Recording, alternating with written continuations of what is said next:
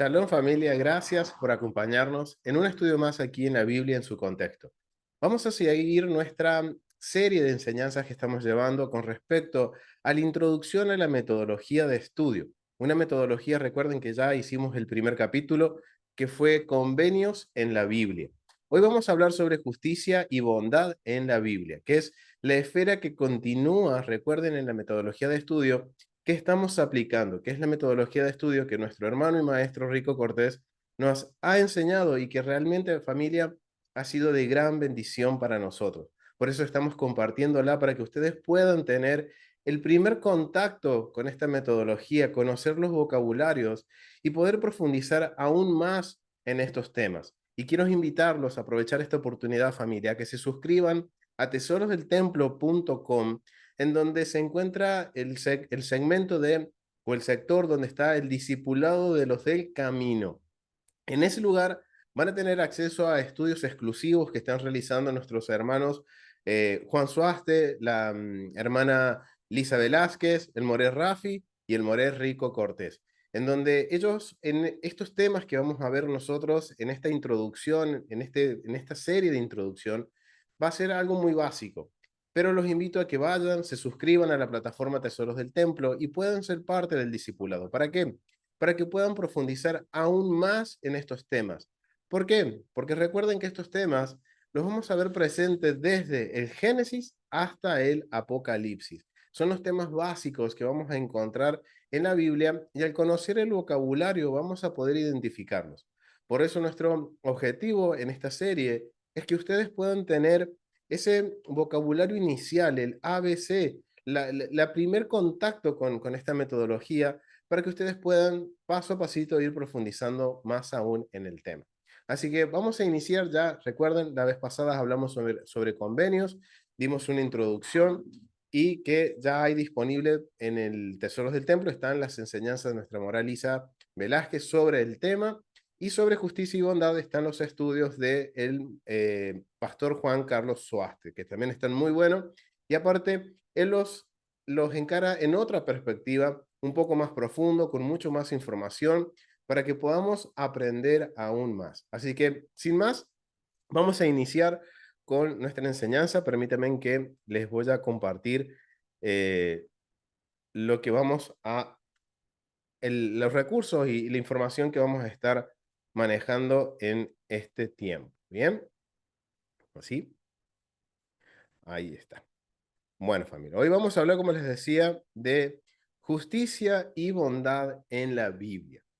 Y este es un término que vamos a tener que redefinirlo en algún caso, o si no, tratar de entenderlo dentro de su contexto original. Recuerden, la Biblia fue escrita para nosotros, pero no fue dirigida a nosotros. Entonces, tenemos que ahora tratar de entender estos términos de justicia y bondad de acuerdo al contexto bíblico. ¿Por qué? Porque si yo les pregunto, familia, a ustedes hoy, ¿qué es para ustedes hacer justicia y bondad? ¿O qué es justicia y bondad? Lo primero que se nos viene a la mente es hacer obras de caridad, obras de beneficencia, ayudar a una persona necesitada. Sí, es parte de la justicia y de la bondad.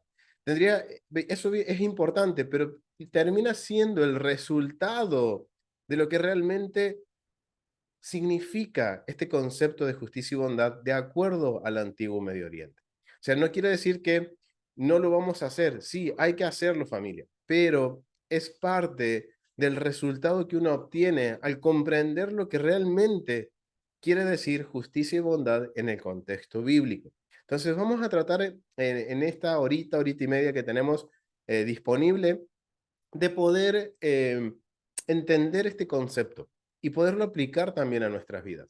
Porque este concepto está tan impregnado en la Biblia y tan impregnado en los mandamientos que es necesario que lo tengamos claro. Así que vamos a definir entonces lo que es justicia y bondad de acuerdo a la Biblia y al Antiguo Medio Oriente. Vamos a trabajar con dos recursos en este día. Primero, aquí está la metodología. Esto, recuerden, es lo que vamos a estar estudiando en este ciclo de enseñanzas, en donde ya vimos convenio. Hoy estamos viendo justicia y bondad, y en la próxima clase vamos a profundizar en honor y vergüenza. Y así vamos a ir dando toda la vuelta por todos los temas hasta terminar en el centro, en el templo. Entonces, familia, hoy vamos a ver justicia y bondad. Vamos a definir esos términos de acuerdo a lo que era el antiguo Medio Oriente y principalmente a la Biblia. Vamos ahora a definir la expresión. ¿Por qué? Rectitud, justicia y rectitud, justicia y bondad son una expresión, podríamos decir, idiomática.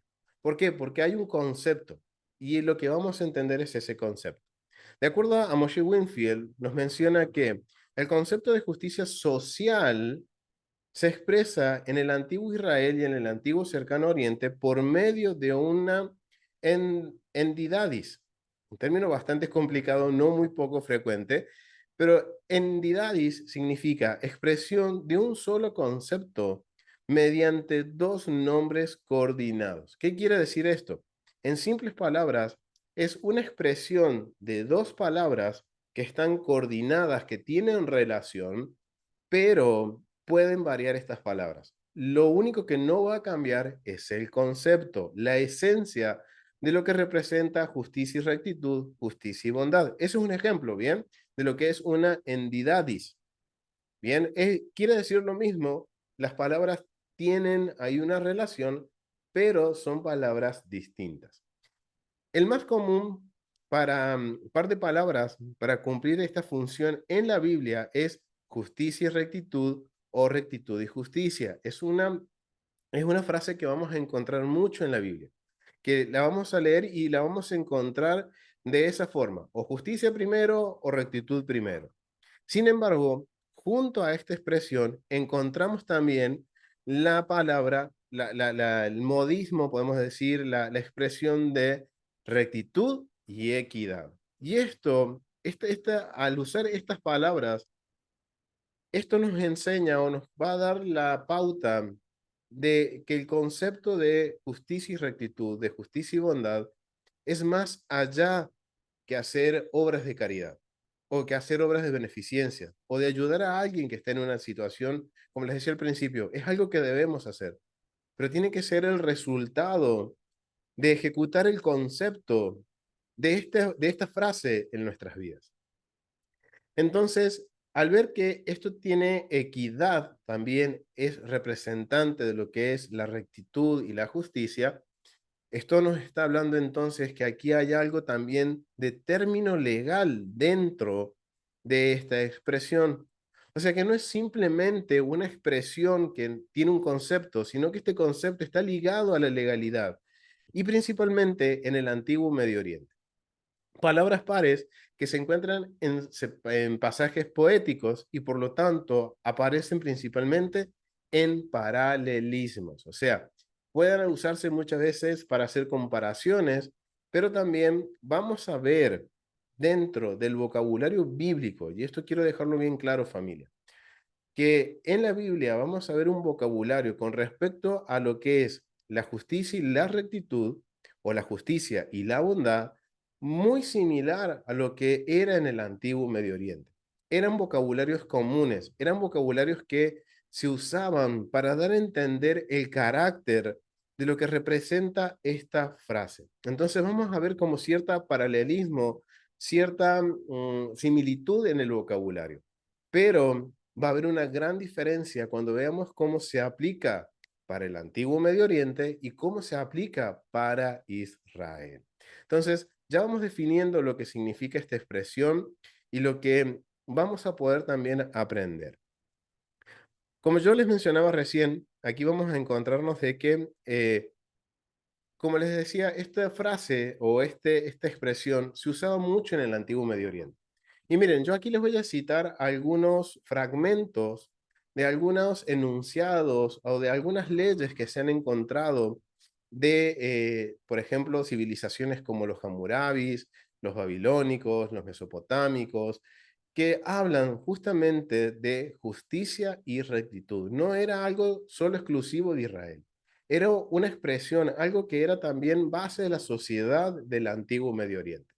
Miren, en el epílogo del Código Hammurabi, dice que el gran rey, al dar leyes, miren, es un poco como esto nos va a validar cuando usamos el término de equidad, está sujeto ¿a qué? A la legalidad. Y miren cómo lo veían en el Código Hammurabi, en el Código Legal Hammurabi. Dice que en el epílogo, o sea, en la introducción del Código Hammurabi, dice que el gran rey de Hammurabi, al dar leyes, guía a su pueblo por el camino de la verdad y el camino de la bondad. Miren qué vocabulario tan interesante, porque en la Biblia vamos a ver que muchas veces se habla sobre el camino de la verdad o la verdad y también de la bondad.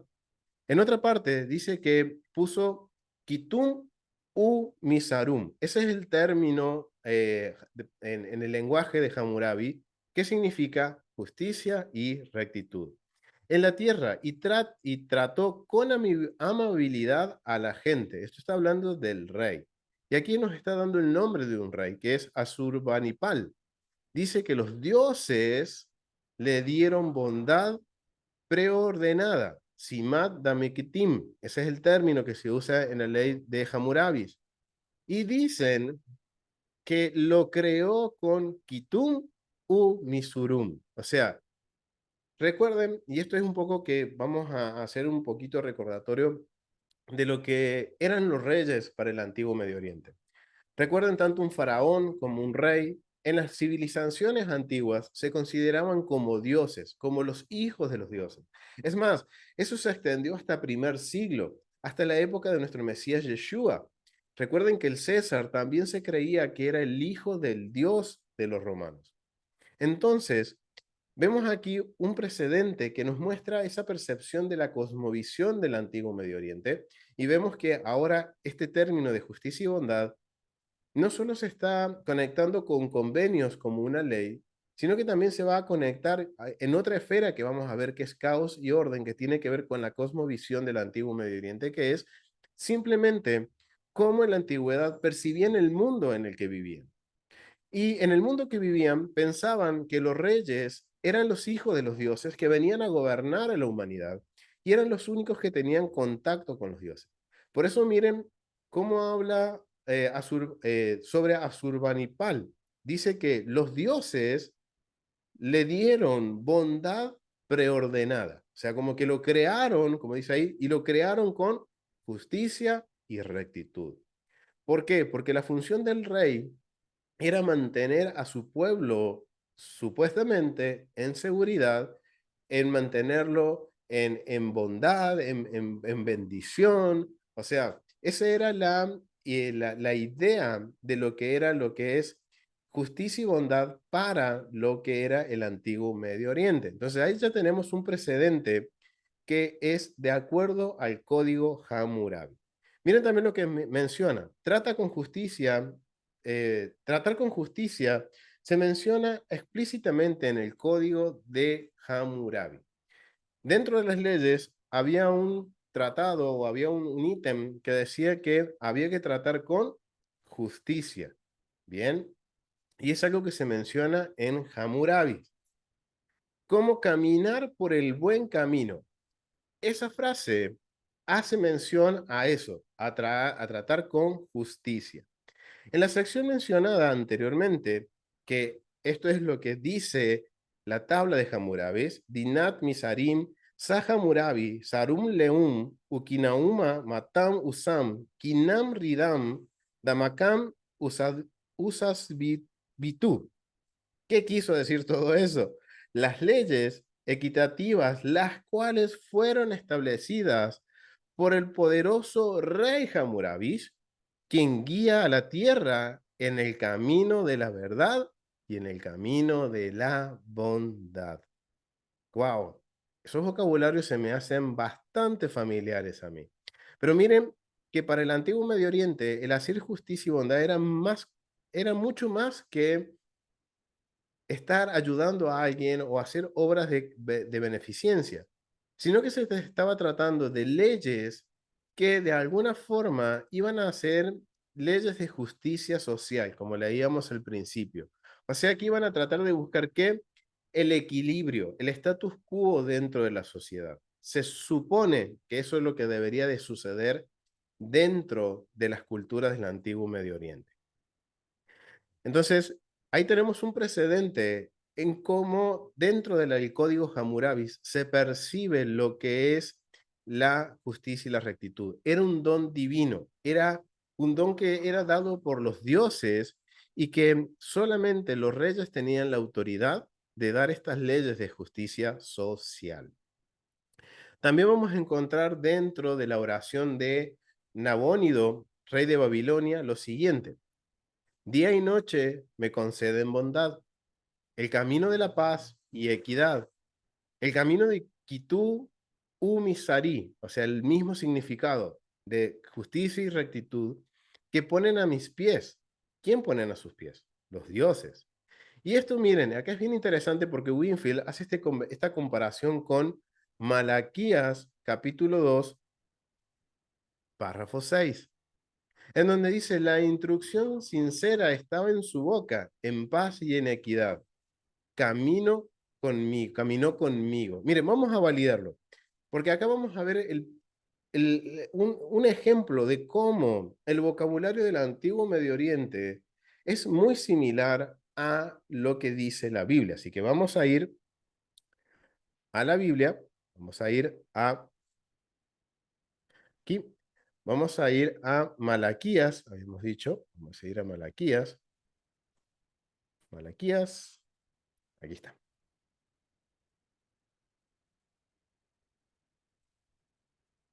Malaquías, capítulo, habíamos dicho, capítulo 2, párrafo 6. Vamos al capítulo 2, párrafo 6, en donde menciona, Malaquías capítulo 2, versículo 6, la ley de verdad estuvo en su boca. Bien, ¿de quién está hablando? Vamos a poner en contexto. Aquí está hablando de los sacerdotes. Vamos a leer un versículo anterior. Vamos a leer del versículo 3. He aquí, yo os dañaré las... Bueno, vamos a ir desde el 1, vamos a poner, para entender a quién le está hablando y quiénes eran los que de alguna forma tenían que reflejar la rectitud y la justicia del Eterno. Dice: ahora pues, oh sacerdotes, para vosotros es este mandamiento: si no oyereis, y si no decidís de corazón dar gloria a mi nombre, ha dicho Adonai de los ejércitos, enviaré maldición sobre vosotros, y maldeciré vuestras bendiciones, y aún las he maldecido, porque no os habéis dedicado de corazón. Aquí yo os dañaré la sementera, y os echaré al rostro el estiércol de vuestros animales sacrificados, y seréis arrojados juntamente con él. Y sabréis que yo os envié este mandamiento para que fuera mi pacto con Leví. Ha dicho Adonai de los ejércitos: mi pacto con él fue de vida y de paz. O sea, está hablando del convenio que ha hecho con Leví, las cuales cosas yo le di para que me temiera, y tuvo temor de mí. Y delante de mi nombre estuvo humillado. La ley, miren, igual la Biblia está relacionando, recuerden que aquí vamos a ver un reflejo de lo que veíamos del vocabulario en la oración de Babilonia, en donde dice la ley. Eso nos da mención que esto tiene un carácter legal. De verdad estuvo en su boca, e iniquidad no fue hallada en sus labios. En paz y en justicia anduvo conmigo, y a muchos hizo apartar de la iniquidad. O sea, miren cuál era la función de los sacerdotes. La función era de qué? De que la ley, las palabras del Eterno, los mandamientos del Eterno estuvieran en sus bocas, y que ellos, bien dice, e iniquidad no fue hallada en sus labios. Dice: en paz y en justicia anduvieron conmigo. Otra frase que es equivalente a justicia y rectitud. O sea, miren cómo tenían que andar los sacerdotes. Ellos eran los ejemplos de la rectitud y de la justicia del Eterno. Algo muy parecido a lo que pasaba con el antiguo Medio Oriente, que los representantes eran ¿quién? Los reyes. En Israel no era así, sino que eran ¿quién? Los sacerdotes.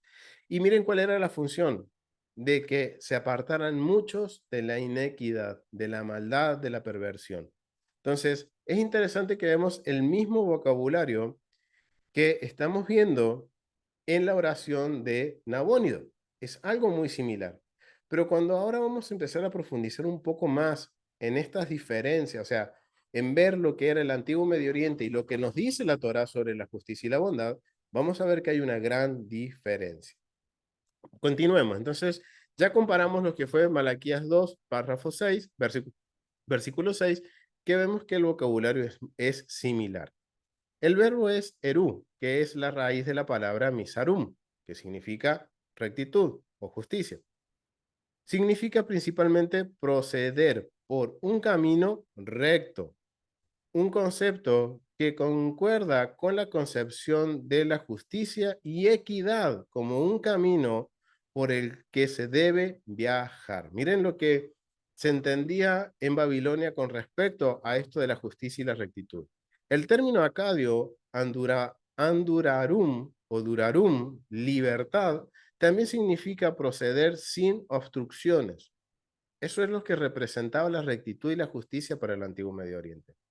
Lo mismo se aplica al concepto de subaru, tomado del sumerio subbar, lo que significa abrir la mano que toma, es decir, dejar ir. Bien, esto a mí me pareció bien interesante, más cuando dice que significa principalmente proceder por un camino recto. Yo creo que familia, se nos están viniendo algunos versículos ya a la mente, porque es un vocabulario también que se usa en la Biblia. Caminar en el camino de Kitum Misurum, o sea, en el camino de justicia y rectitud, significa, como veremos, el establecimiento de la equidad social. Miren lo que realmente representaba para el antiguo Medio Oriente. No solo era dar, sino que también era que procurar la equidad, el equilibrio social, es decir, mejorar el estado de los pobres y de los débiles en las sociedades a través de una serie de regulaciones que evitan la opresión. Eso sería la parte teórica, perdón. Eso sería lo teórico de lo que significa el concepto de justicia y bondad dentro del contexto del antiguo Medio Oriente. Lo cual no, este concepto no es ajeno a la Biblia, pero hay grandes diferencias. Miren, yo les decía recién que me había llamado la atención esto de andar en el camino recto. ¿Por qué? Porque se me vino a la mente cuando estudiaba y pude hacer una conexión aquí con lo que dice en Génesis capítulo 18, versículo 18-19. Vamos a ir al capítulo 18 de Génesis. Vamos a ir al capítulo 18, versículo 18-19. Miren lo que hablan. Y justamente este es el registro del uso de esta palabra por primera vez en la Biblia, el registro de esta frase. Miren lo que dicen en los versículos 18 al 19. Habiendo de ser Abraham una nación grande y fuerte, y habiendo de ser benditas en él todas las naciones de la tierra. Porque yo sé que mandará a sus hijos y a su casa después de sí, que guarden el camino de Adonai, haciendo que justicia y juicio, otro equivalente a lo que significa justicia y rectitud, mispa y sedacá, ¿bien? O sea, está hablando de que, ¿qué es la instrucción que le va a dar a Abraham a sus hijos? Que caminen en el camino de Adonai, haciendo que justicia y rectitud, justicia y bondad, justicia y justos juicios. O sea que el concepto, tanto para Medio Oriente y como para la Biblia, está relacionado con la legalidad, en mantener un status quo, un estatus de equilibrio dentro de la sociedad para que haga venir Adonai sobre Abraham lo que había hablado acerca de él. Ahora es interesante de que podamos ahora ver de qué está hablando aquí. Esta promesa es dada a Abraham y dice que Abraham, ¿qué iba a hacer? Enviar a sus hijos a caminar que guarden el camino de Adonai, en justicia y juicio. Y este versículo con el que vamos a leer ahora nos va a permitir hacer una conexión de justicia y bondad con la Torah, que es la esencia para el pueblo de Israel, para nosotros, lo que representaría el concepto de justicia y bondad. Vamos a ir al capítulo 26 para tener una aclaración de cuál es el camino que guardarán los hijos de Abraham. Camino en el versículo 5 dice así: por cuanto oyó Abraham mi voz y guardó mis preceptos, mis mandamientos, mis estatutos y mis leyes. Entonces, este concepto también, esto nos marca un precedente, que el concepto de justicia y rectitud para la Biblia, en el contexto bíblico, también está asociada con la legalidad. Porque recuerden, Abraham iba a enviar a sus hijos a guardar el camino de Adonai y también a manejarse en justicia y justos juicios. Entonces vemos que el concepto es un concepto muy profundo, que está muy relacionado con la Torah y con cada uno de los mandamientos. Disculpen. Entonces, al tener esto claro, vamos a ver entonces ahora que también esto está presente dentro de los profetas. Habíamos visto que dentro del antiguo Medio Oriente ya hemos definido lo que significaba el concepto de justicia y bondad, pero también hemos visto lo que también va a representar para la Biblia y que hay una conexión con los mandamientos, con la ley del Eterno y que tiene también el concepto, una base legal. Entonces, para tener una mayor perspectiva sobre lo que significa para la Biblia justicia y bondad, deberíamos de estudiar los profetas. ¿Por qué? Porque en los profetas este vocabulario de justicia y rectitud es muy común. Vamos a ver que dentro de las profecías es muy común de que se hable de estos términos. Entonces vamos a ver desde la perspectiva de los profetas qué significa justicia y bondad, para de esa forma tener una visión panorámica de lo que es el término y poder ver cómo aplicarlo a nuestras vidas. Entonces, dentro de la perspectiva de los profetas, vemos que cuando los profetas hablan de justicia y rectitud, ciertamente no se refieren a un acuerdo entre las partes o actos de caridad asociados con el proceso judicial. O sea, dentro de los profetas vamos a ver que el concepto no está relacionado con la justicia, pero tampoco está asociado directamente con lo que es la caridad. Bien, y ciertamente no significa simplemente decisiones judiciales. Cuando examinamos los versículos que se refieren a y se hizo justicia en la literatura profética y en los salmos, encontramos que el significado del concepto no está limitado al proceso judicial. Por el contrario, el concepto se refiere principalmente a la mejora de las condiciones de los pobres, que sin duda se logra a través de regulaciones emitidas por el rey. O sea, igual los profetas están dando un contexto legal que no está basado de un tribunal o un juicio, sino basado en qué? En regulaciones emitidas por el rey y sus funcionarios, y no ofreciendo asistencia legal al pobre en su litigio con su opresor. Justicia y bondad o realizar actos bondadosos. De hecho, el término se refiere implícitamente a la movilidad y misericordia. ¿Bien? Perdón, a la amabilidad y misericordia. Eso es lo que apelan los profetas cuando van a dar su mensaje a Israel. Recuerden que los profetas en Israel tienen un rol muy importante. Porque cuando Israel se desvía, se aleja del Eterno, el Eterno envía a sus mensajeros, que son los profetas. Y si analizamos el mensaje de los profetas, vamos a ver que el mensaje de los profetas está compuesto por una parte que es una parte de, digamos, de juicio, de llamado de atención.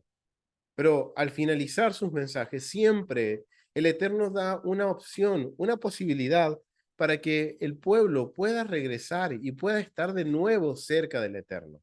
Obviamente, eso no va a hacer que las consecuencias digamos que el pueblo no pase por las consecuencias. Pero hay una esperanza, que si el pueblo siempre se arrepiente, el Eterno abre un camino, abre una brecha para que ese pueblo pueda regresar. Y si miramos exactamente a qué se opusieron los profetas, entonces ahora tenemos que, los invito a que estudien los profetas, familia, y que empiecen ahora a tener en mente este concepto de justicia y bondad. Porque cuando empezamos a examinar de acuerdo a esta perspectiva, a este tema, a los profetas, vemos que las principales faltas no son la perversión del proceso judicial, sino la opresión perpetrada por los ricos terratenientes y los círculos gobernantes que controlan el orden socioeconómico dentro de Israel. O sea, siempre vamos a ver dentro de los profetas que el tema va a ser siempre lo mismo, siempre va a salir a la luz esto de que es la opresión. Y lo más triste es el pueblo oprimiéndose a sí mismo. Los ricos de Israel oprimiendo a los más pobres de Israel. Y esto no solo sucedió, uno se puede imaginar, eso sucedió en casa de Israel. Recuerden que Israel se había dividido en dos reinos, reino del norte, reino del sur. Reino del norte, casa de Efraín, reino del norte, del sur, casa de Judá.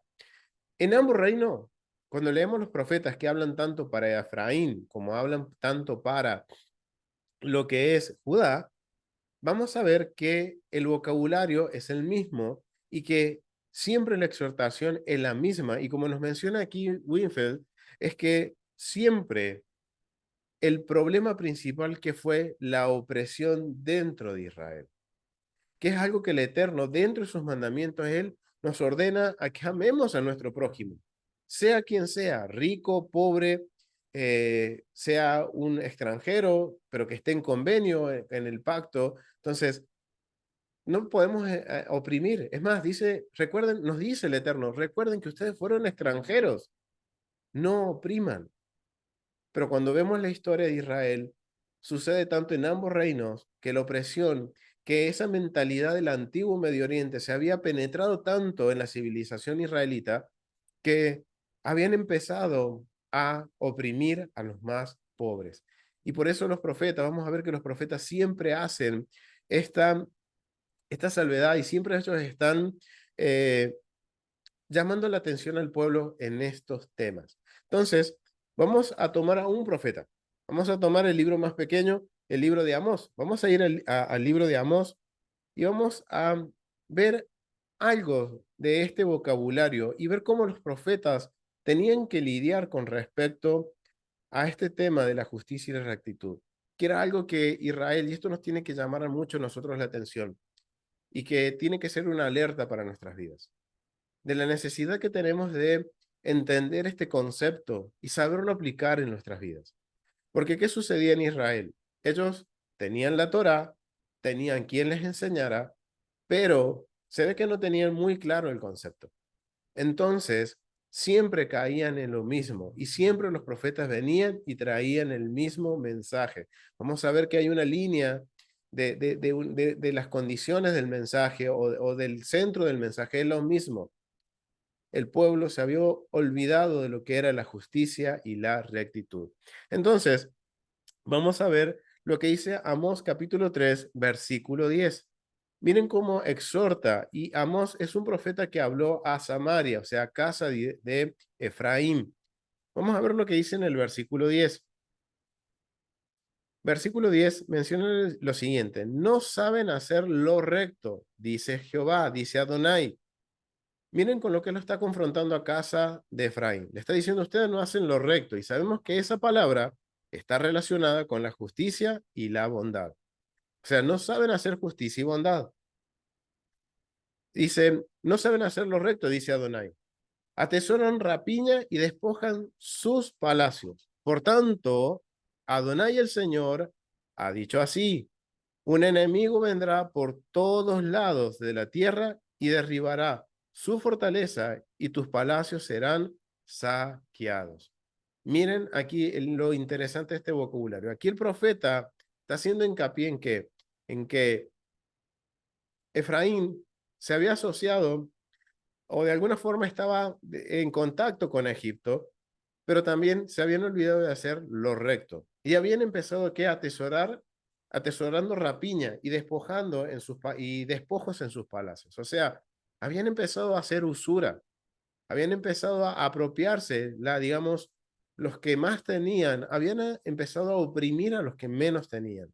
Empezó a quedar con las tierras de sus hermanos, con las actividades agrícolas de sus hermanos. Entonces, por eso el Eterno dice, son como aves de rapiña, atesorando como rapiña y despojando en sus palacios.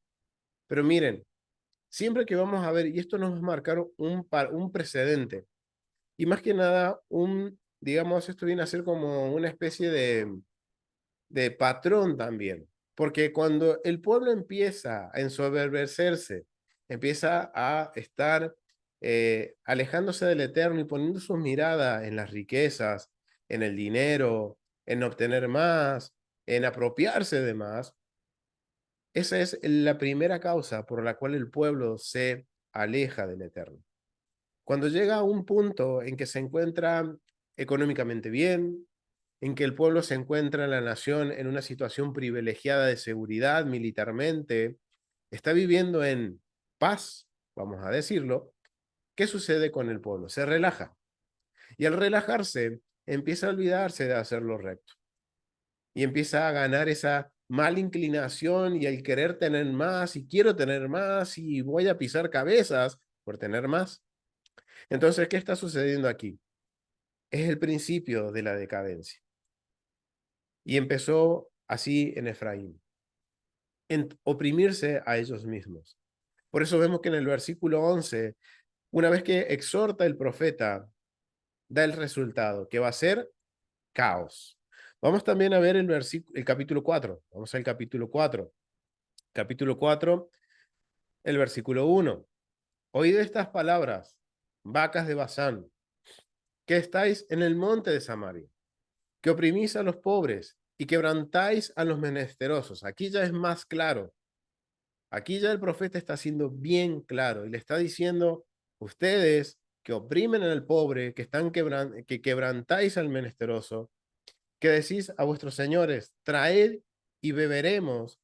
Adonai, el Señor juró por su santidad. He aquí, vienen sobre vosotros días en que os llevarán con ganchos y a vuestras descendencias con anzuelos de pescador. Y saldréis por las brechas una tras otra y seréis echado del palacio, dice Adonai. Miren, aquí ya el profeta ya empieza a ser mucho más claro y nos empieza a dar el por qué ahora Samaria iba a estar en un estado de caos. Porque ahora es literalmente, no solo se estaban apropiando de lo que no era de ellos, o sea, estaban oprimiendo al pobre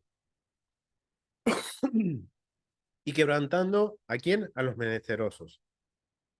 Y vemos que todo empieza igual. Empieza la decadencia con el querer tener más, con la soberbia, con la arrogancia, con querer tener más poder, y el resultado no es bueno. Termina siendo ¿qué? Caos. Vamos al capítulo 5. Vamos al capítulo 5, versículo 11. Capítulo 5, versículo 11 dice lo siguiente. Por tanto, puesto que vejáis al pobre y recibís de él carga de trigo, edificáis casas de piedra labrada, mas no la habitaréis. Plantasteis hermosas viñas, mas no beberéis el vino de ellas.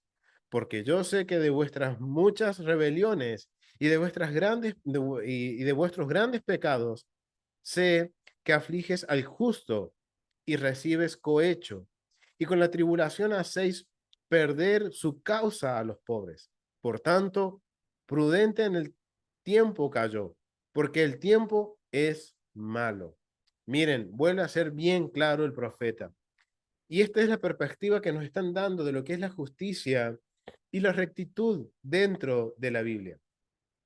Era tratar de mantener la equidad, de tratar el equilibrio en el reino de Dios, de que el que más tiene debía ayudar a su hermano. ¿Por qué? Porque recuerden, Israel nosotros somos esos árboles de justicia y de bondad, somos esos árboles que representamos al Eterno, que tenemos que dar frutos para que el que no tiene pueda tomar de esos frutos y alimentarse. Es lo que están diciendo los profetas.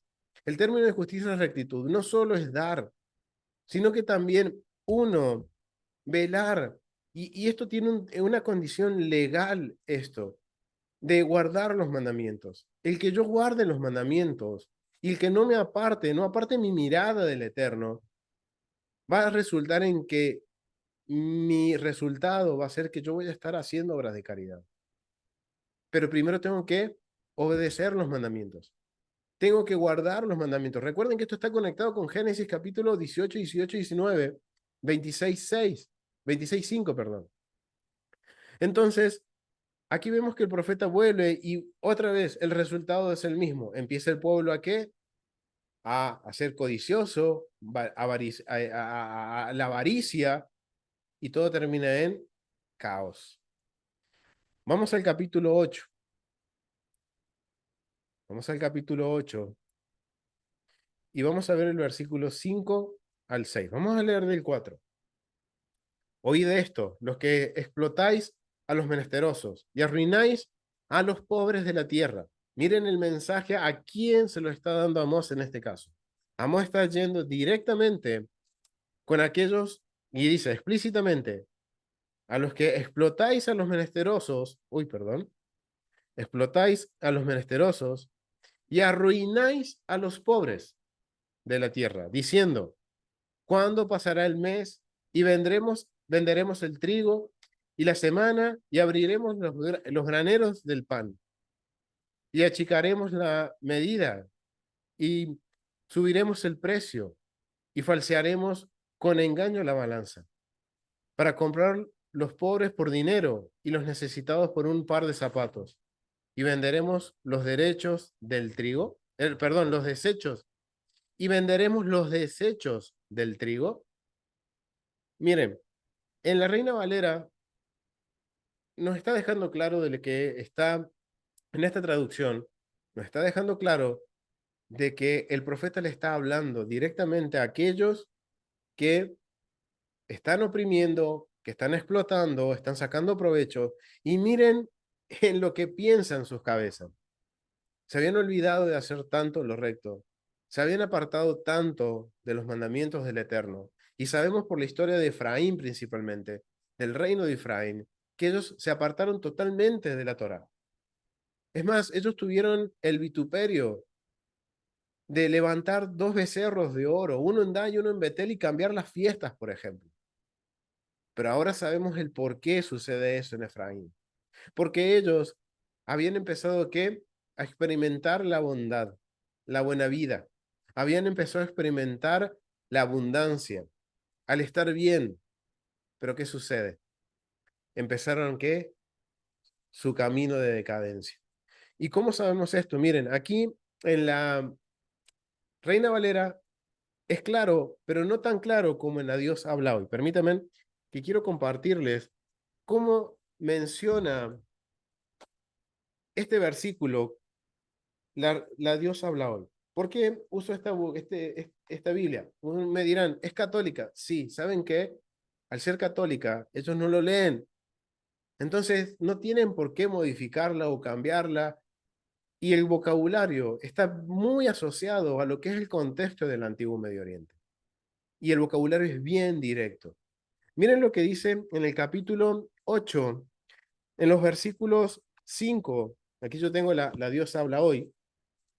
Y miren lo que dice. Oigan esto, ustedes que oprimen a los humildes y arruinan a los pobres del país. ¿De qué país? Israel.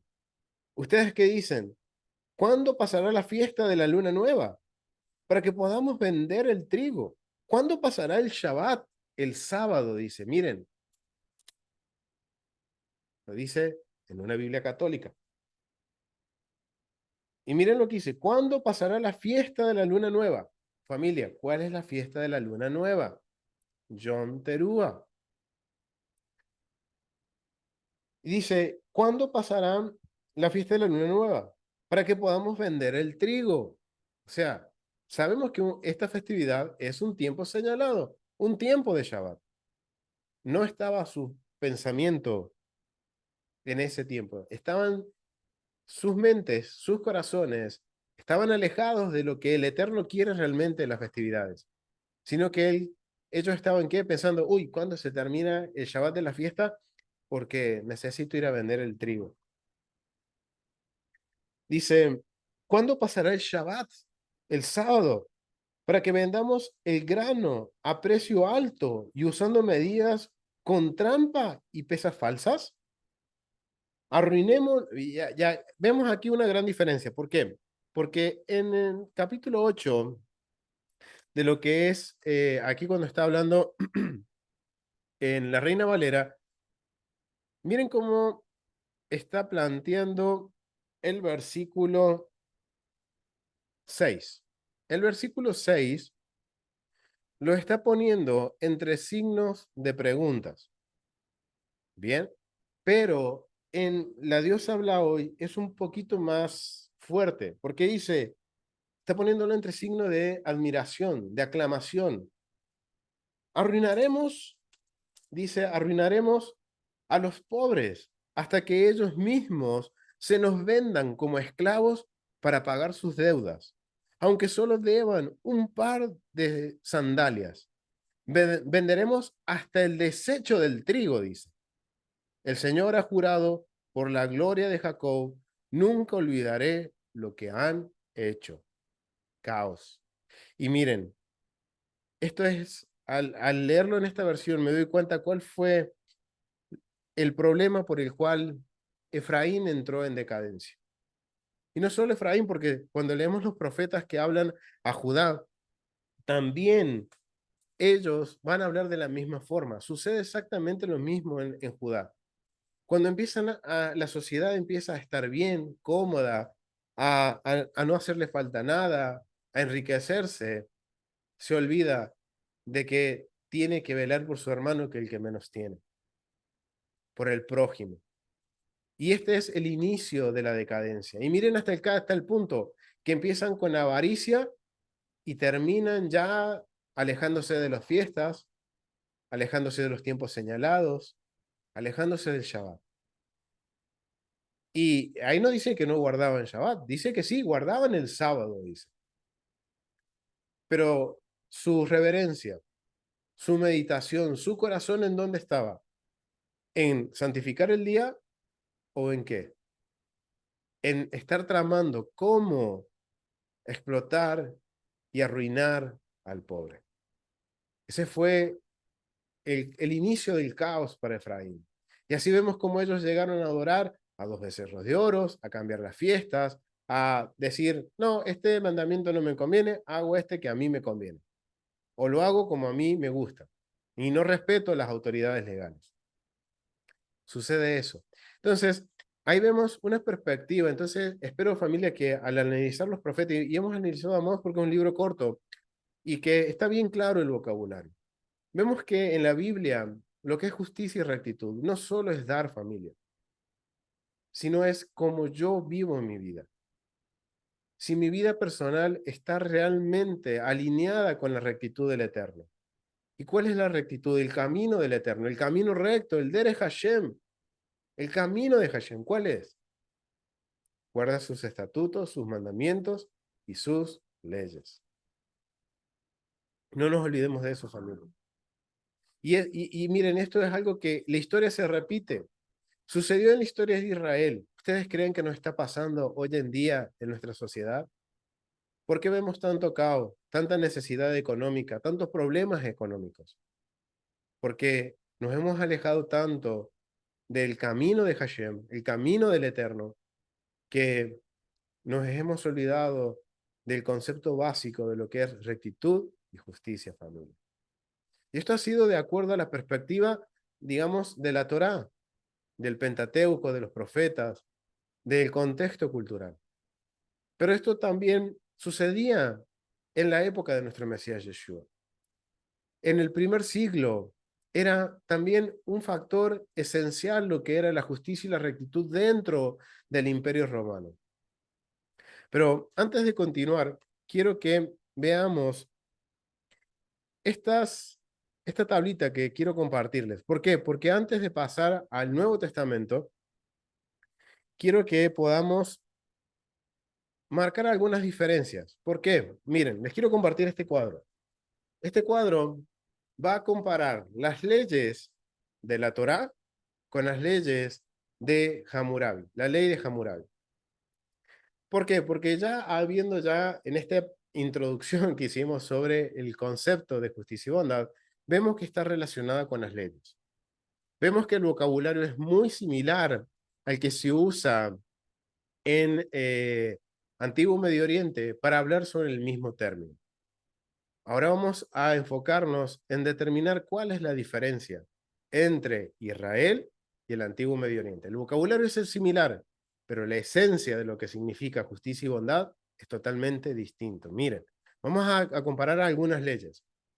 Vamos aquí, en este sector, vamos a tener a nuestra izquierda, vamos a tener lo que son las leyes bíblicas y a nuestra derecha el código de Hammurabi. En Éxodo capítulo 21 al 15 vamos a ver que habla sobre el abuso de los padres. El que hiera a su padre o a su madre de cierto, morirá. Suena un poco estricto, pero era necesario para que no hubiera caos dentro de la nación. Era erradicar el mal.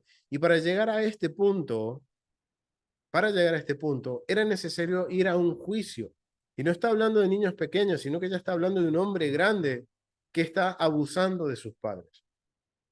Después lean la ley, pero miren cómo acá hay una diferencia, porque vemos que las leyes, tanto en la Biblia como en el Antiguo Medio Oriente, tienen este principio de guardar la justicia y la rectitud, de guardar la justicia y el equilibrio dentro de la sociedad. Las leyes tienen este propósito, la Torah tiene este propósito. ¿De qué? De la equidad social. Entonces, miren la gran diferencia. En la ley dice eso, que al que abusa de su padre, el que es un hijo rebelde contumaz, tiene que ser presentado a un juicio y si se encuentra culpable, muere. Miren lo que sucedía en lo que era en los Hammurabis. Si un niño golpea a su padre, le cortará la mano. Nada más. Y el mal, la mala inclinación, continuaba contaminando a la nación. En Éxodo capítulo 21, del 24 al 25, y Levíticos 24, 18 al 20, y Deuteronomio 19 al 21, está lo que se llama la lex o la ley talionis, o la ley del talión, ojo por ojo, diente por diente, mano por mano, pie por pie, es lo que dice la Torá. Pero no está diciendo que haya que cortar. Si yo herí a alguien en la mano, a mí me tienen que herir en la mano. No, es que yo tengo que pagar el precio de esa mano. Pero miren lo que dice la ley del talión, de alguna forma, dentro de Hammurabi. Si un hombre libre, ciega el ojo de otro hombre libre, ellos le cegarán el ojo. Iban totalmente literal. O sea, vemos que la ejecución de las leyes no es lo mismo. Quizás los vocabularios son similares. Estos son ejemplos de ver que los vocabularios son similares, pero digamos, la ejecución no es la misma. El Eterno está siempre resguardando la vida. En el antiguo Medio Oriente, por más que lo disfracen como justicia social, ¿qué están haciendo? Oprimiendo. Porque imagínense que haya sido un accidente. En el antiguo Medio Oriente, en Hammurabis, si yo por un accidente le hago perder el ojo a mi compañero en el campo, por un accidente yo pierdo el ojo también. Cuando fue simplemente un accidente. Eso es también traer opresión, porque ya mi condición no va a ser la misma. Ya deja de haber que, de acuerdo, comparando con lo que es rectitud y justicia en la Biblia, ahora hay vergüenza en el antiguo Medio Oriente. Miren en Éxodo capítulo 21 del versículo 18 al 19, va a hablar, si alguno tiene una riña y uno golpea a otro con una piedra o con el puño y él no muere y permanece en cama, si se levanta y anda afuera con su bastón, entonces el que lo golpeó quedará sin castigo, solo que pagará su tiempo perdido y la cuidará hasta que esté completamente curado. Miren, en esa ley, ahora que tenemos la idea de lo que representa el concepto de justicia y bondad, o de justicia y rectitud, entendemos que aquí se está aplicando ese concepto. Pero miren en la ley 206 de Hammurabi. Si un hombre libre, miren el vocabulario, si un hombre libre golpea a otro libre durante una pelea y le infligió una herida, el hombre libre jurará no lo golpee intencionalmente y deberá satisfacer al médico pagar los honorarios. Y aquí me llamó la atención porque al comparar estas leyes vemos la gran diferencia que hay entre la Torá y las leyes del Antiguo Medio Oriente con respecto a la justicia social. Porque la Torá es para todo el pueblo, para ricos, para pobres, para el extranjero que se hace parte del pueblo, es la misma ley. Niño, grande, pequeño, hombre y mujer, la misma ley. Es para todos iguales. Pero me llamó mucho la atención en el vocabulario en esta ley y en el Hammurabi. El hombre libre. ¿Quién era el hombre libre? Eran los poderosos, los ricos, aquellos que tenían propiedades. Entonces, ¿qué sucedería en Hammurabi cuando un hombre libre golpea en una riña a un esclavo y lo lesiona? ¿Qué sucedería? Si la ley está hecha solamente para hombres libres, hombres que tienen poder, ¿qué sucede con los que menos tienen? Mueren. Y el hombre rico que abusó de un esclavo o de una persona pobre, ¿qué va a suceder? Se lava las manos, queda limpio, queda impugne. Eso es lo que sucedía en el antiguo Medio Oriente. Y aquí está la gran diferencia entre la justicia social que el Eterno nos enseña y la justicia social de las naciones. ¿Bien? Vamos aquí, Éxodo capítulo 20. Uy, Éxodo, ay, se me perdió, acá. Éxodo capítulo 21, del 22 al 23. Si los hombres pelean entre sí y golpean a una mujer encinta para que dé a luz prematuramente, pero no hay daño, seguramente será multado como el esposo de la mujer le exija y pagará lo que los jueces decidan. Pero si un hijo rebelde es juzgado y... No, perdón, ¿dónde estoy? Pero si...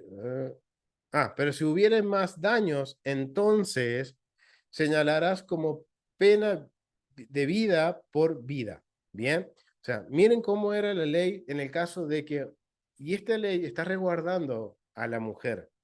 Si la mujer es golpeada, dice, si un hombre pelea entre sí, si los hombres pelean entre sí y en el medio se cruza una mujer encinta y es golpeada y da a luz prematuramente, o sea, y no pasa nada, los culpables tienen que pagar un precio. Y si el niño muere, la vida se paga con vida. Bien. Pero miren lo que dice la ley 209 a la 206 de Hammurabi. De vuelta el mismo término. Si un hombre libre golpea a una mujer de la clase de los hombres libres, o sea, las leyes estaban hechas para quién en Hammurabi, para los ricos, para los que eran libres, no para el esclavo, no para el extranjero, no para el pobre, no para la viuda, no para el huérfano. Eran leyes hechas para quién? Para el hombre libre y las mujeres de los hombres libres. Y le hace perder el feto, pasará y entregará 10 ciclos de plata por su feto. Y si esa mujer muere, matarán a su hija. Miren qué opresión. Miren lo que sucede. Si en Israel sucedía algo similar y todo salía bien, bueno, nació prematuro, pero está bien, los que causaron el daño tienen que pagar una multa. Y miren el precio de la multa. El precio de la multa es de acuerdo a lo que la mujer exija. El esposo de la mujer, perdón, el esposo de la mujer exija. Si quiere pedir 40 shekel porque cree que ese accidente valió 40 ciclos de plata, deben pagar eso. No tienen derecho al reclamo. No pueden decir, no, vamos a negociar. No, lo que el esposo dice, eso se paga. Pero miren lo que sucede en Hammurabis, la opresión. Es más, hasta dentro de los hombres libres se oprimían. Miren esa perversión, porque dice que van a pagar 10 ciclos de plata. ¿Y saben qué? Ese era el precio de un esclavo en el antiguo Medio Oriente. En las épocas de precio más bajo, eran 10 ciclos de plata el precio de un esclavo. Miren lo que se pagaba. Y si el hijo de la mujer muriere, este hijo que nace prematuro en Hammurabi muere, ¿quién paga el precio de la vida? ¿El que causó el daño? No, la hija. Va a morir la hija del que causó el daño. No tiene sentido. Miren la opresión. Miren cómo era la y vemos, ahora podemos entender, sí, el vocabulario es similar, pero la ejecución de la justicia social, de la justicia y la rectitud en Israel con Hammurabis, por ejemplo, no es lo mismo. El Eterno siempre ha tratado de guardar la integridad de su nación. Ya sean que seas rico, ya seas que seas pobre, ya seas que seas un extranjero, ya seas que seas huérfano o una viuda. El Eterno está guardando la vida, está preservando el honor y la dignidad de las personas. Pero en cambio, en el antiguo Medio Oriente se oprimía a través de leyes de justicia social. Algo muy similar que lo que está sucediendo hoy en día, familia. No nos tiene que sorprender.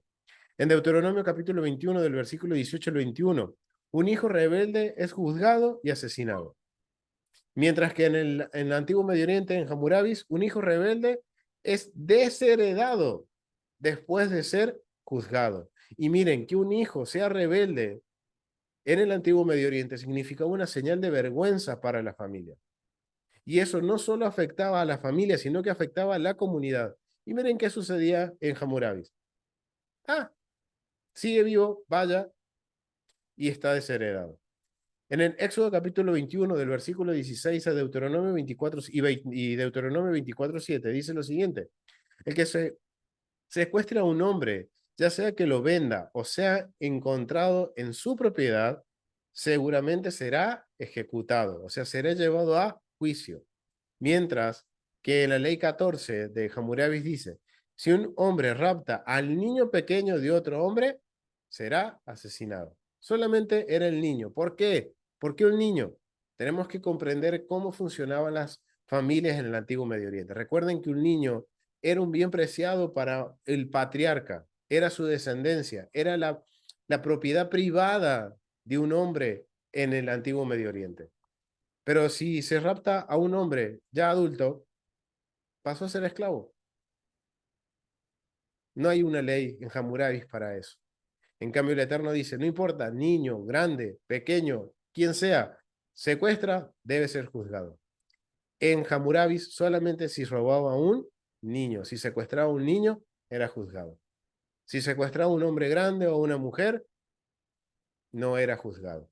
De acuerdo a lo que se ha encontrado hasta el día de hoy en las leyes de Hammurabi. Éxodo 20, del 16, Éxodo 20, 16, 23, del 1 al 3, y Deuteronomio 5, del 20, que versículo 20, y 19, 16 al 21, menciona que no dará falso testimonio por tu prójimo. Está prohibido dar falso testimonio. Pero miren lo que dice la ley 1 de Hammurabis. Si un hombre acusa a otro hombre y lo acusa de homicidio, pero no puede presentar pruebas contra él, su acusador será asesinado. Estaba la opción de poder en Hammurabis de levantar falso testimonio.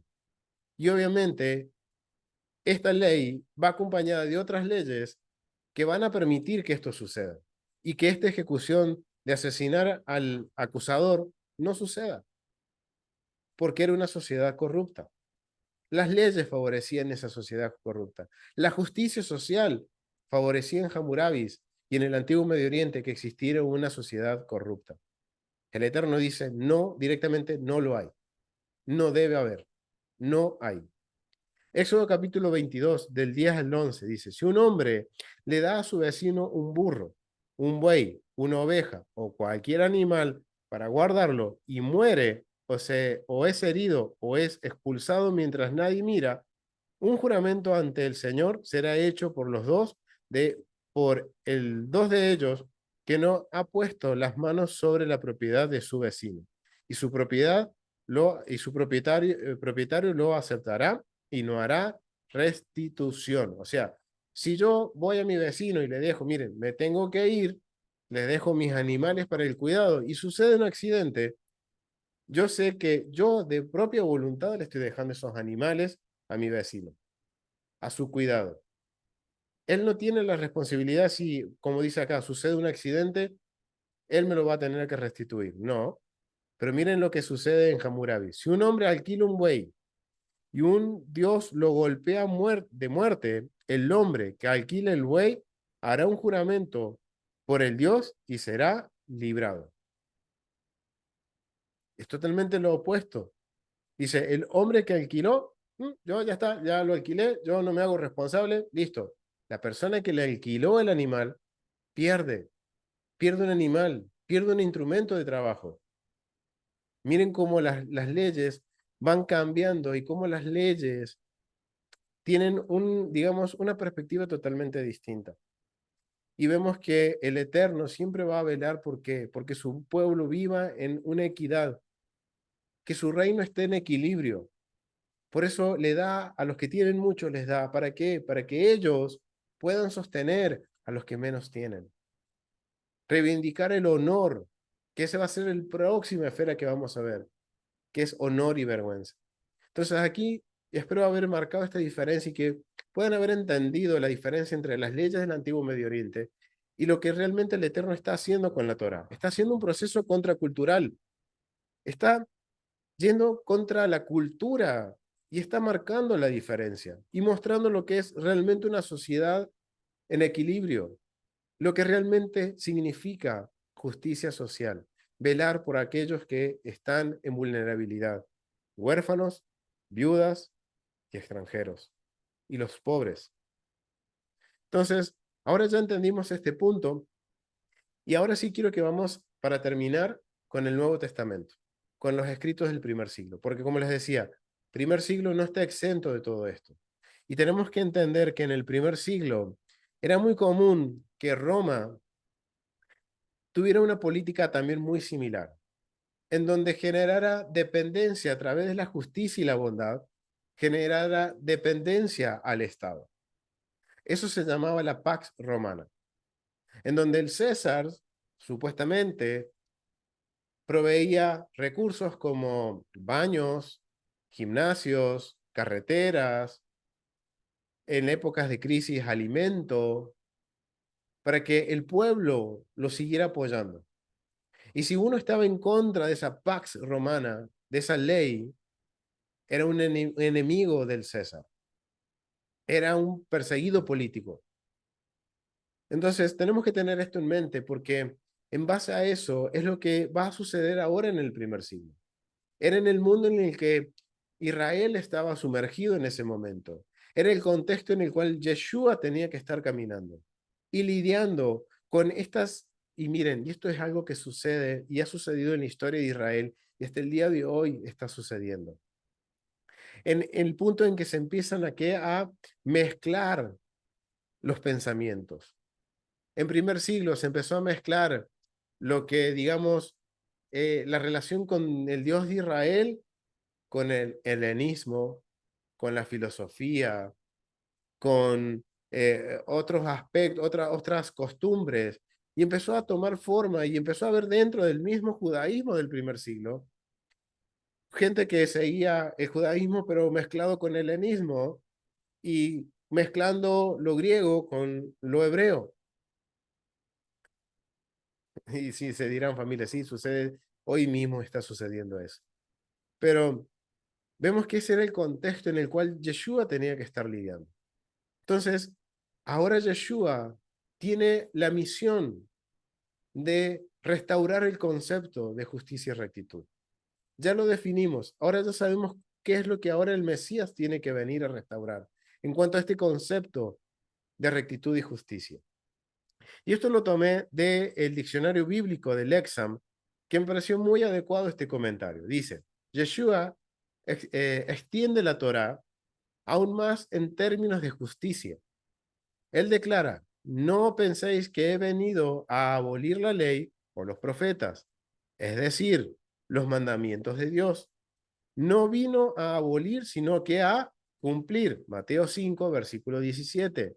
Él vino a ponerlos por obra. Él vino a enseñarnos a cómo ponerlos por obra. Nos vino a enseñar cómo hacer justicia y rectitud. Recuerden que la justicia y rectitud está relacionada también con los mandamientos.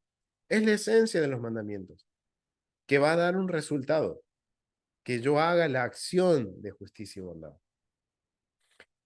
El cumplimiento de la ley y los profetas puede interpretarse como la autoridad de Yeshua para administrar justicia divina. Recuerden que dentro de la perspectiva del antiguo Medio Oriente, a los reyes, ¿quién les daba la autoridad para hacer las leyes de justicia social?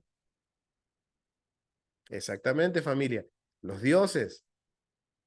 Entonces, por eso es que la justicia social estaba relacionada con lo divino. E Israel no era exento de eso, porque vemos que el Eterno es quien da la justicia social. Nos da las leyes, ahora somos nosotros que las tenemos que aplicar. Y es lo que Yeshua vino a hacer, a aplicar esas leyes, a enseñarnos a aplicarla, para que nosotros podamos vivir en una vida de rectitud y justicia social. Jesús, Yeshua, contrastó continuamente el estricto adherencia externa a la ley con un espíritu interno de justicia.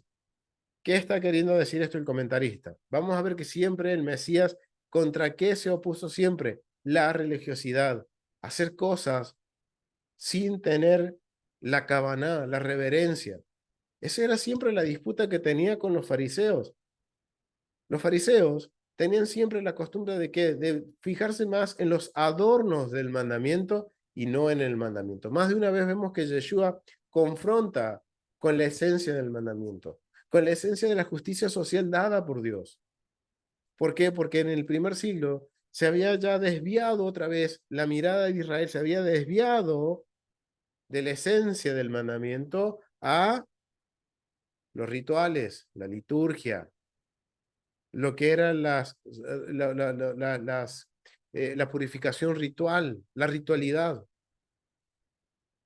Es algo que vemos que va pasando y sucede, hasta tal punto que algunos de los israelitas del primer siglo se asociaron con los romanos y que muchos optaron por dejar de ser parte del pacto y hacer una intervención quirúrgica y no tener más circuncisión. Familia, pasa, es algo cíclico en la historia de Israel, que hoy mismo está sucediendo. Ahora tenemos esta gran bendición, familia, de nosotros conocer la historia para no cometer los mismos errores. Y tenemos la gran bendición de conocer a nuestro Mesías Yeshua, quien nos va a enseñar a cómo tener una vida de justicia y rectitud de acuerdo a la justicia social de Dios. Entonces vemos que siempre Yeshua estaba confrontando en eso y que era más que nada una cuestión interna el mandamiento, era que el mandamiento tiene que empezar a hacer efectos desde adentro hacia afuera, familia. Entonces, eso es lo que el Mesías estaba haciendo. Aunque es justo que se dé, dice, aunque es justo que se dé muerte a un asesino, Yeshua dice que la ira es tan mala como el asesinato. Mateo 5 del 21 al 22. Mire, Yeshua vino a elevar la vara más alto. Igual lo hace con el adulterio. No es solo ir y cometer el adulterio para decir ya adulteró. No, si ya lo pensó, lo anidó en su corazón, listo, se hizo. Eso es opresión. Entonces, Yeshua viene a enseñarnos a la esencia de la justicia social, a hacer una sociedad en equidad. Y eso fue algo que él siempre estuvo lidiando en el primer siglo. Jesús adquiere la justicia con la generosidad hacia los pobres a través de la parábola del buen samaritano. Ahí tenemos un ejemplo. Lucas 10 del capítulo 25 al 37. Y también dice que Yeshua también dice que es difícil para los ricos entrar en el reino de los cielos. Y esto es también un poco miren, un poco de lo que sucede y vimos que sucedía con qué, con los profetas. Era el mismo mensaje. Los ricos estaban tan cegados por obtener más beneficios que no les importaba oprimir a su hermano que estaba en una situación de pobreza o endeudado. Por eso el Mesías hace esta comparación también. Pero hay algo que a mí me llamó mucho también lo que el Mesías dice. Asimismo, un verdadero espíritu de generosidad, el dar, no es dar jactanciosamente la cantidad mínima, sino dar en secreto lo que uno puede dar. Mateo 6, del capítulo 2, perdón, del Mateo 6, del versículo 2 al 4. Miren, y esto es bien interesante, porque también sucedía esto en Israel. Por tener la imagen de que yo soy justo, que soy piadoso, que soy bondadoso, que soy recto, daba lo mínimo y hacía una fiesta o hacía un montón de ruido, pompas, para que me vieran que yo estaba ayudando a un pobre. Pero Yeshua dice, pero ¿qué hay dentro de ese circo? ¿Qué hay dentro de esa imagen, de esa apariencia? Y él confronta y dice, sepulcros blanqueados sois, muy lindos por fuera, pero por dentro ¿qué hay? Podredumbre. Entonces, y miren lo que dice Yeshua y los que nos enseña, si das, darlo en secreto y da lo que puedas dar. Si puedes dar mucho, da mucho, porque el Eterno te bendijo y te ha dado la bendición de poder dar mucho, pero hazlo en secreto, porque no es para que te lleves tú la gloria, no es para que nosotros nos llevemos la gloria por ayudar a alguien, es nuestro deber como hijos del Eterno, como sus representantes, como sus embajadores, es nuestra función de ir y decir, esto te lo envía el Dios de Israel, mi rey. Esa es nuestra función. Y dar de acuerdo a lo que el Eterno nos ha provisto. Si nos dio mucho, ayudar en mucho. Si el Eterno nos dio poco, en lo poco, no importa. Lo mismo, cumplimos nuestra función. No lo sabemos. El Eterno sabe y Él sabe por qué nos provee mucho, nos provee poco en distintas épocas. Y al momento de ayudar, ser conscientes de ayudar de acuerdo a lo que el Eterno nos ha dado. Pero que no sea una señal de jactancia. Eso sucedía en el primer siglo. Daban monedas. Y miren, y esto me trae a la mente cuando Yeshua confronta no solo a sus discípulos, sino a los que están con él en el templo, cuando ve a la viuda echando las dos blancas en el cesto de en el arca de las ofrendas. Y les dice, esa mujer dio más que cualquiera de vosotros. Porque ustedes están dando de las sobras, pero ella estaba dando lo último que tenía. Entonces, el Mesías nos enseña a cómo ser humildes a la hora de trabajar con la justicia y la bondad, de que no nos autoengañemos y que caigamos en la soberbia, en que, mírenme, no, es nuestra función como Israel. Y este es el resultado de yo vivir una vida en los mandamientos. El que los mandamientos empiecen a trabajar en mi vida desde mi corazón hacia afuera, van a hacer que lo que vean los otros, van a ser este resultado de que uno hace justicia y bondad. Y que yo no voy a ser el que me estoy enalteciendo, sino que es el Eterno quien me está enalteciendo o está haciendo visible ese acto de caridad y justicia que estoy haciendo. Pero no es para vanagloriarnos, sino que es para darle toda la gloria y la honra. Y miren lo que dice Yeshua ya para terminar. Mateos capítulo 23. Vamos a ir a Mateos capítulo 23. Mateo capítulo 23, versículos 23 al 27.